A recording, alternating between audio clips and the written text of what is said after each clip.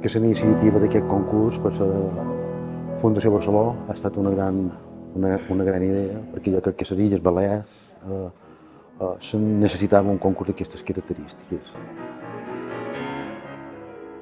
Això ha degut també a tota la infraestructura que a les Illes Balears i en aquest cas també a la nit, al conservatori, s'ha pogut muntar des de baix. Jo crec que és molt important la base que tenim d'escoles de música, la base que tenim de conservatoris.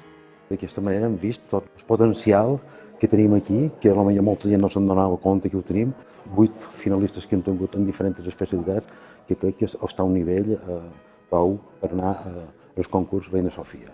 Espero que sigui el principi de tota una vida cultural que tenim aquí a les Illes.